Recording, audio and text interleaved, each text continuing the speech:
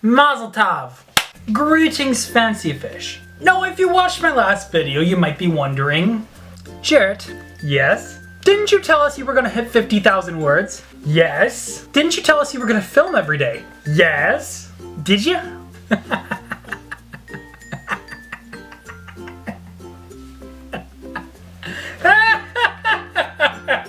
No. No, I didn't. I'm sure there's a very good story as to why, but we're not going to cover that today. And the reason behind that is that it is officially, as of tomorrow, the 1-year anniversary of my 3rd book being published. Wow! Yeah, we're going to need this. And this. Probably don't need the cup, but I gotta be at least somewhat classy. It's not even a wine cup, it's like literally just like a tumbler from Walmart. There we go. That's not gonna be enough. So I realized I never told any of you that I published my 3rd book.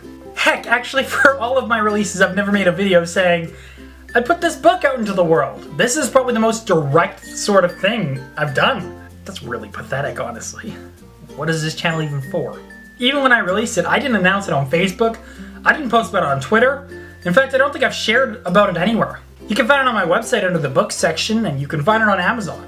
But other than that, I've kind of just like ignored it and just like let it fly under the radar. And there are some reasons behind that, but right now I kind of just want to like look back on the whole process of getting that 3rd book published and written and what went into it and my emotions in the whole thing and how that whole shebang went down. And hey, there might be some like useful information for you too if you're ever looking to self-publish or going with a publisher. You might be able to take something from the story. And if not, well, at least you get to hear about my book. Okay, so let's go back to 2015. It was October of 2015 and I was hanging out with some friends and I got a message on Facebook that asked if I wanted to be part of an anthology. This was my original contact with my original publishing house who really kind of put my career into like motion. I mean I did by writing and by going out there and entering a contest, but I mean like this person was the one who was like, I believe in this book, we're gonna work on it. It's rough right now, but we're gonna get it published and people are gonna like it.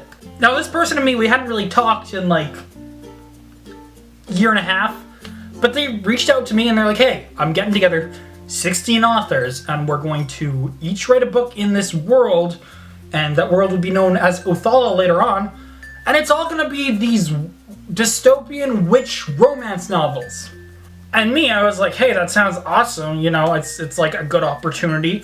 The whole premise sounded really cool. I'm like, hey, you know, I'm into like the whole intricate world building thing and like mixing and matching everything together. And I've wanted to write a romance, so, you know, I'm in. And I was told, you have 1 year to get this done. Can you do it? And I said yes. And so I was like, okay, I'm currently in the middle of edits for 7 Days Till Sundown, my 2nd book. I need to get those done, get that published so that I can fully focus on this, so I can have the whole thing done by December of 2016. And so I'm writing, time's passing, and I have this idea.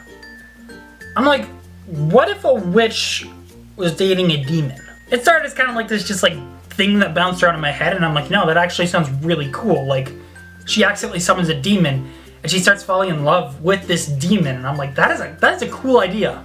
I want to write that. And so I started writing it, but the initial version didn't really work how I wanted it to, so I dropped it, and then I started over again, and then I dropped it.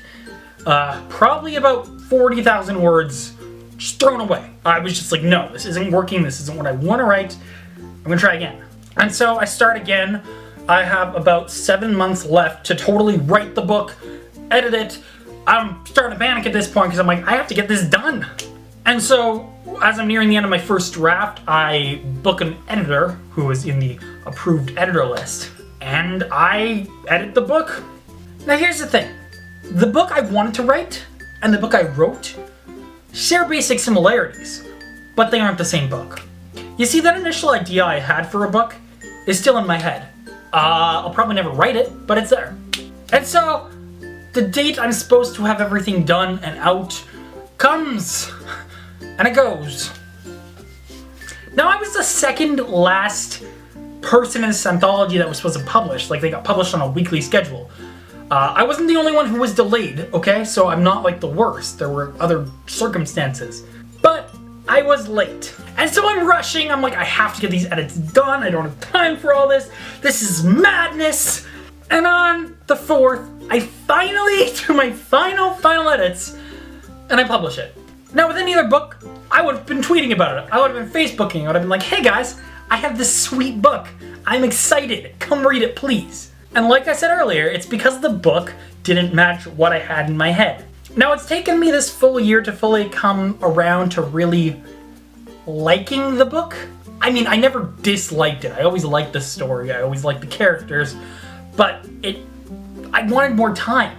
It was a book I wrote in a year. And it took me this long to be able to say, I'm proud of this book. And so I realize I'm probably doing a bad job like selling the book, but I'm not really here to try to sell you the book. I mean, if you want to buy it, that's cool. Great. Thank you.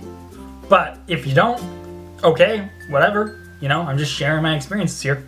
But honestly, the whole experience left me a bit tainted towards writing, and it was actually the reason I ended up taking pretty much a year off of writing and reading in general. And I've come to realize that it was not my book that I disliked. I actually love this book. I love what I've written here. Maybe it doesn't match the first story I had in my head, but no books match the first stories I ever had in my head. They're all evolving and changing, and that's exactly what this one did. And it was just the experience that I disliked. The main issue I found was that there was this deadline. A book is supposed to take as long as a book takes, so if it takes a few months, great. If it takes a few years, that's great too. You just want the book to be as good as possible. And while I do think the book is good, I do think it would have benefited from a little more time. Or maybe the book wouldn't have benefited from it, but I would have benefited from it. Because here's the thing, I didn't feel like I was putting out the best thing I've ever written. 7 Years to Sundown is the best thing I've ever written, and I will stand by that. Unfortunately, it's also the book that pretty much no one's read. But it is the best thing I've written. I still think Wildfire is good. I'm not ashamed of it. I'm not even close to being ashamed of it. I will tell you right now, I like Wildfire. I think it's a cool story. But I think more than anything, it was a learning experience for me. The reason I like self-publishing is because it's all in my control, and this felt too much like it wasn't in my control. But the book is out there. It's getting good reviews. It has a 3.6 on Goodreads. It has about the same on Amazon. People are liking the book. And so yeah, it's taken me an entire year to realize that I too like this book. Thank you for watching. I appreciate you. Your face is fancy. You are fancy. You are stylish and sexy. And you know it now. Because that's what makes you beautiful. Hasta la pasta!